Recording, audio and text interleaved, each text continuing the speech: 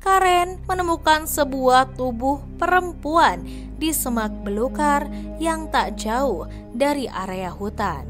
Tubuh itu pun dipenuhi dengan luka, wajah yang lebam, dan leher terlilit tali sepatu, di mana keadaannya pun sudah amat berbau busuk dan sangat naas sekali. Hari ini kita akan membahas kasus yang amat menegangkan, penuh plot twist dan tak disangka-sangka. Karena tepat pada pagi hari di tanggal 10 September 1999, suasana di kota kecil Shepherdsville, Kentucky berjalan seperti biasa. Orang-orang pun bersiap untuk kerja. Anak-anak berangkat ke sekolah. Tapi di satu rumah di Bullitt County, keluarga Dixon sedang cemas. Putri mereka yang bernama Jessica belum juga sampai di sekolah. Padahal Jessica bukan tipe anak yang suka membolos. Dan yang lebih membingungkan lagi, mobil Jessica ditemukan tidak jauh dari rumah. Mesin mobilnya pun masih hangat. Pintu pun terbuka dan tas sekolah serta ponsel Jessica dibiarkan begitu saja di dalam mobil. Tapi kemana Jessica? Jessica diduga menghilang tanpa jejak. Banyak menimbulkan pertanyaan tentunya. Siapa yang menjemput Jessica pada pagi itu menuju sekolah? Dan mengapa semuanya terjadi begitu cepat? Tanpa suara, tanpa juga saksi, dan kemana Jessica pergi. Tapi sebelum kita masuk ke ceritanya, jangan lupa untuk dibantu diklik subscribe dan nyalakan lonceng notifikasinya. Sekarang mari kita kupas di cerita hari ini.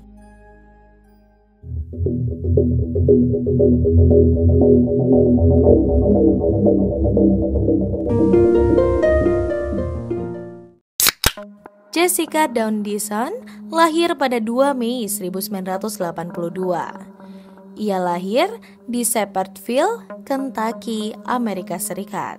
Jessica merupakan anak dari Mike sang ayah dan Edna sang ibu. Ayah Jessica pun adalah seorang pekerja karyawan biasa. Sedangkan Edna sang ibu bekerja sebagai pengasuh di daycare. Jessica merupakan anak pertama dari 3 bersaudara. Ia memiliki 2 adik yang bernama Chris dan juga Michael. Orang-orang terdekatnya menilai Jessica adalah seorang gadis yang pemalu, pendiam, cerdas, tapi penuh impian. Jessica ingin sekali berkuliah. Ia ingin hidup lebih baik dari yang dia lihat di sekelilingnya. Jessica pun memiliki hobi suka menulis, terutama membuat puisi. Dia memiliki diari. Diari miliknya pun penuh dengan tulisan yang mencerminkan kecemasan tapi juga harapan. Namun, tepat pada saat sekolah menengah atas atau SMA, Jessica berubah mimpinya.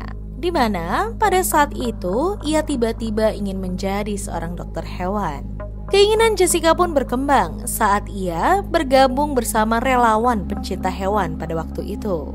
Tapi sayang, keinginan Jessica merasa ia sulit untuk menggapainya. Karena bagi Jessica menjadi dokter hewan tidaklah mudah dengan keterbatasan biaya dan harus juga pintar. Tapi Jessica bukanlah anak yang gampang menyerah. Ia pun bertekad untuk belajar lebih dan juga ia mencoba untuk bekerja part-time di sebuah restoran untuk mendapat tambahan uang. Dari hasil kerja keras Jessica, ia akhirnya bisa menabung dan mendapatkan banyak uang. Bahkan yang lebih kerennya lagi, ia mampu membeli sebuah mobil dengan uangnya sendiri. Semenjak saat itu, akhirnya Jessica pun punya mobil yang selalu ia pakai dan bawa ke sekolah. Tapi tak disangka-sangka, pada suatu hari tepat di tahun 1999, ada sebuah kejadian buruk yang menimpa Jessica, yaitu pada tanggal 10 September 1999. Pagi itu, keluarga Jessica bangun seperti biasa. Jessica pun bersiap untuk pergi ke sekolah. Ibu dan ayah Jessica pergi terlebih dahulu untuk bekerja, tepat pada pukul jam 6 pagi. Setelah itu, baru adiknya Jessica pergi menggunakan bus sekolah. Dan di saat kedua adiknya sudah berangkat sekolah, hanya tersisa Jessica. Memang biasanya pun seperti itu. Jessica adalah orang terakhir yang berangkat dari rumah. Jessica yang baru selesai mandi, ia pun langsung bergegas untuk berganti baju. Setelah selesai berganti baju, Jessica pun langsung pergi ke sekolah dengan mengendarai mobil pribadinya. Namun, tepat pada siang hari, ibunya, Edna, merasa ada yang aneh dan janggal pada Jessica. Tepat pada pukul 13:30 siang, Edna sudah pulang ke rumah setelah bekerja. Namun, di situ Edna terkaget bahwa ia melihat mobil Jessica masih terparkir di halaman rumah mereka. Karena di jam tersebut seharusnya Jessica belum pulang sekolah. Kemana Jessica?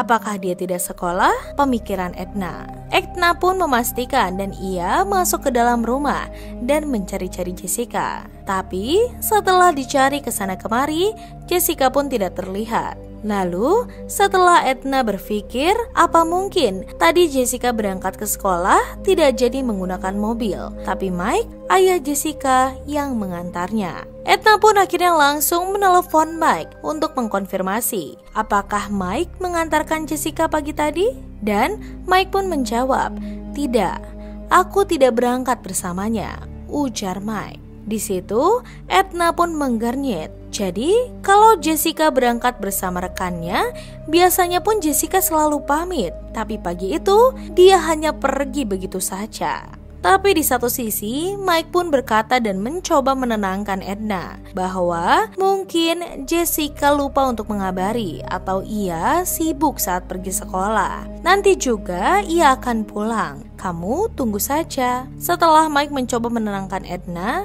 tapi ada perasaan yang aneh dan janggal di hati Edna. Kenapa? Karena ia tidak merasa tenang. Edna pun yang masih merasa tidak tenang langsung membuka mobil Jessica yang terparkir di halaman. Tapi pada saat ia membuka, Edna sangat kaget. Mengapa? Karena di dalamnya ada buku, tas, dompet, dan minum Jessica.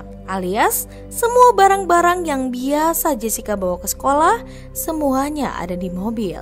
Edna pun menggernyit dan panik. Kenapa bisa? Apakah Jessica benar bolos? Tapi saat menggeledah lagi, Edna pun baru tersadar bahwa kunci mobil Jessica masih tertancap di sana. Dan tanpa sadar juga ada satu sepatu Jessica di sana. Edna pun tidak bisa berpikir positif lagi. Ia langsung menelepon pihak sekolah dan bertanya, apakah Jessica ada di sekolah? Pihak sekolah pun menjawab, justru saya ingin menanyakan karena Jessica tidak masuk hari ini. Edna jelas mulai panik. Akhirnya tanpa menunggu lama, Edna pun berusaha untuk menghubungi pihak kepolisian. Tapi pada saat ditelepon, pihak polisi tidak langsung menanggapi, melainkan menenangkan sebentar dengan memberitahu untuk Edna bersabar. Pihak polisi pun menjawab, barangkali Jessica sedang bolos atau bermain seperti anak remaja pada umumnya. Nanti pun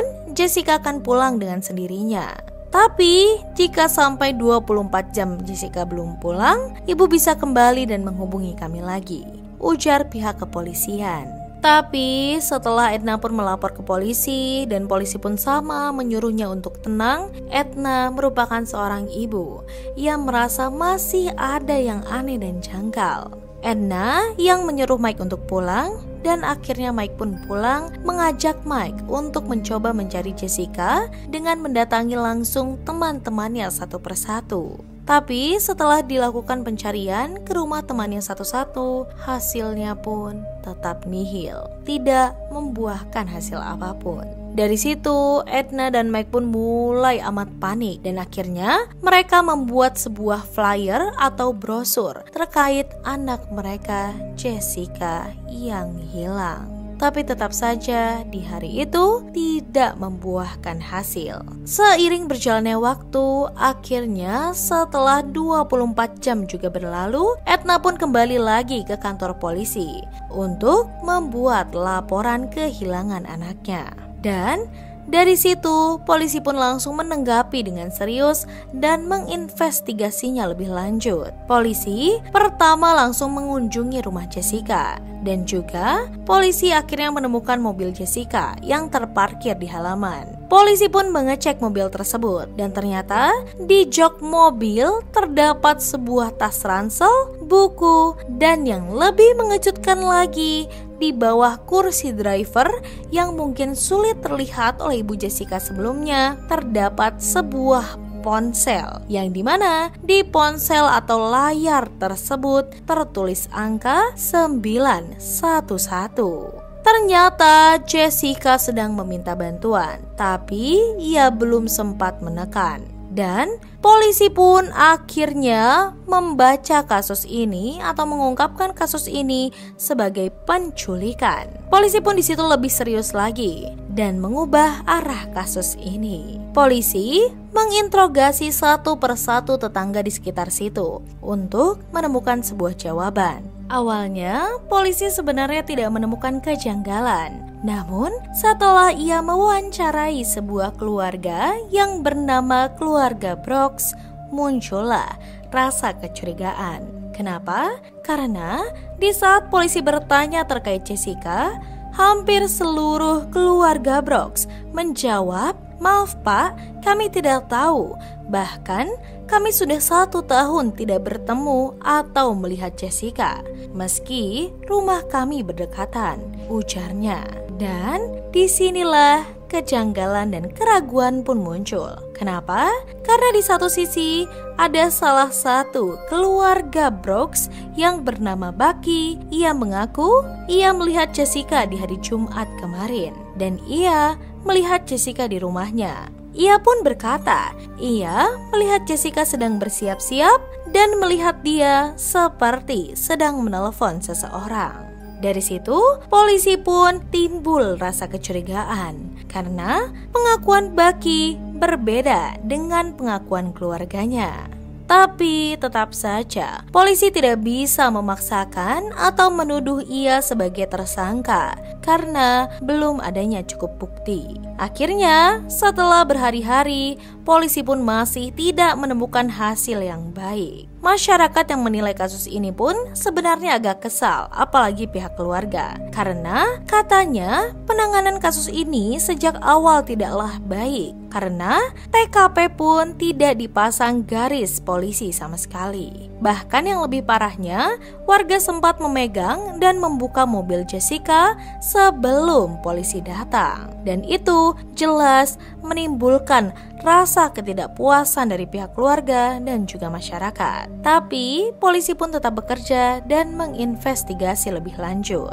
Akhirnya, tepat pada tanggal 27 September 1999 atau 17 hari setelah Jessica menghilang, polisi pun mendapat sebuah petunjuk yang amat menggegerkan. Kenapa? Pasalnya ada seorang sopir bus yang bernama Karen Hobbs melaporkan ketika ia melewati area hutan yang bernama Grandwell Ford Road, Karen menemukan sebuah tubuh perempuan di semak belukar yang tak jauh.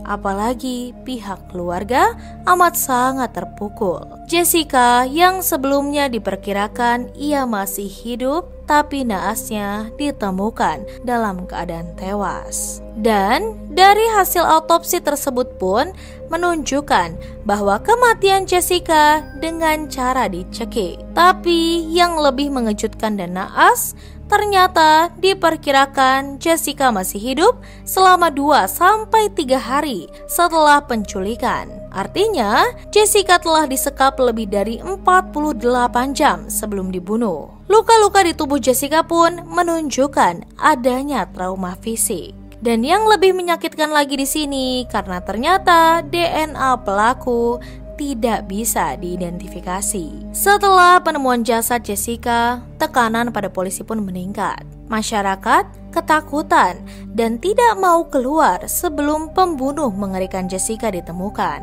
Akhirnya, polisi pun mulai lagi menyelidiki satu keluarga yang sebelumnya ia curigai, yaitu keluarga Brooks dengan nama Bucky Brooks. Hasil poligraf pun menunjukkan kegagalan dalam beberapa pertanyaan penting, termasuk apakah kamu terlibat dalam kematian Jessica Dixon? Dan dalam interogasi itu, Bucky pun sempat menyebut detail kasus yang sebenarnya belum diumumkan oleh pihak kepolisian kepada publik. Dari situ, polisi pun jelas tercengang dan kaget, serta menggernyet apakah benar Bucky adalah pelaku sebenarnya. Dan akhirnya setelah kecurigaan itu, hal yang Bucky ungkapkan pun digunakan sebagai dasar untuk menangkap Bucky. Warga pun akhirnya sempat merasa lega. Akhirnya keadilan pun bisa ditegakkan. Tapi tidak berlangsung lama karena semuanya tetap tidak sesederhana itu. Mengapa? Karena ternyata pengadilan terhadap Bucky Brooks digelar pada tahun 2003. Tapi saat proses berjalan, terungkap juga bahwa pengakuan yang digunakan adalah bukti yang didapat dalam kondisi tekanan, di mana tidak ada saksi langsung, tidak ada bukti DNA, dan bahkan hasil poligraf tidak sah dijadikan alat bukti. Keluarga dan masyarakat pun jelas geger lagi dan menuntut kepada pihak kepolisian atau bahkan pengadilan tersebut. Kasus ini pun akhirnya dinyatakan hancur di pengadilan. Jaksa terpaksa mencabut dakwaan pada Bucky dan akhirnya Bucky pun dibebaskan. Tapi yang lebih menyedihkan lagi atau lebih menyakitkan lagi, kasus Jessica kembali ke titik nol, di mana tidak tahu pembunuhnya siapa, apa motifnya, dan diulang lagi dari awal. Keluarga Jessica yang mengetahui itu pun jelas marah. Publik juga marah dan bingung serta menekan pihak kepolisian karena pelaku sebenarnya masih bebas di luar sana dan takut akan ada Jessica lainnya. Tapi namanya juga seorang orang tua, ayah Jessica pun yaitu Mike Dixon tak pernah berhenti mencari keadilan. Ia yakin Bucky adalah pelakunya. Tapi hukum tidak bisa bergerak tanpa bukti. Akhirnya bertahun-tahun berlalu, keluarga Dixon pun merayakan ulang tahun. Ulang tahun yang dimana adalah ulang tahun dari sosok gadis cantik, riang, dan cerdas. Tapi nyatanya harus tutup usia di umur yang masih sangat amat muda.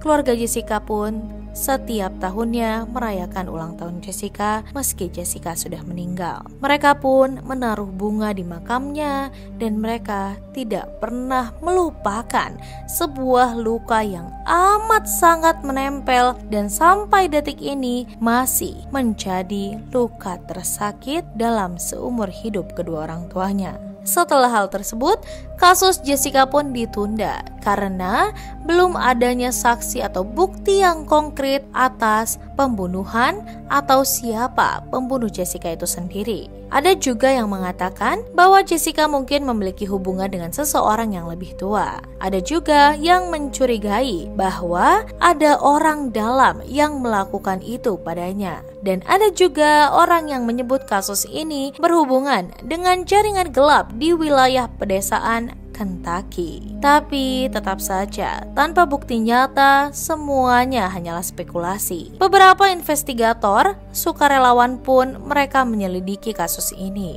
Tapi waktu telah menghapus banyak jejak memori manusia pun. Tapi waktu telah menghapus banyak jejak memori manusia pun tak lagi akurat setelah 2 dekade lebih. Kini harus disayangkan, lebih dari 25 tahun berlalu, tidak ada satu orang pun yang dihukum atas kematian Jessica Dixon. Namanya terus menjadi bagian dari daftar panjang korban pembunuhan yang tak terpecahkan di Amerika. Tapi bagi keluarganya, setiap hari adalah pengingat bahwa keadilan belum juga ditegakkan. Mereka masih menunggu, mereka masih berharap dan akan adanya keajaiban bukan dari Tuhan. Kita hanya bisa bertanya, jika Jessica adalah seorang kita hanya bisa bertanya, jika Jessica adalah anak kita, saudara kita, atau bahkan sahabat kita, apakah kita akan membiarkan kasus ini terkubur oleh waktu?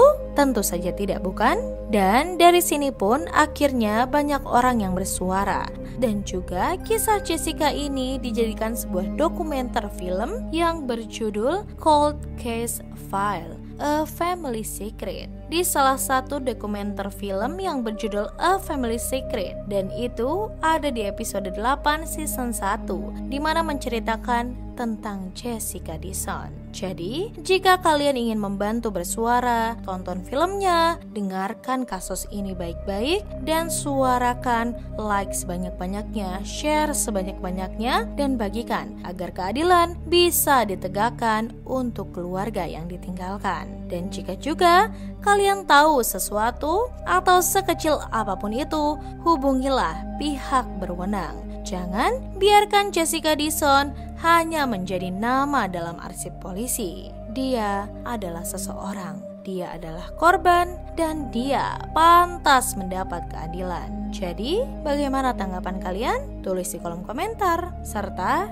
jangan lupa untuk suarakan ini dengan tekan like, subscribe, share, dan nyalakan lonceng notifikasinya agar juga tidak tertinggal kasus kriminal mencengangkan dari seluruh dunia. Tetap aman, waspada, dan terinformasi. Tunggu next kasus menebarkan lainnya hanya di Weekly Crime Stories.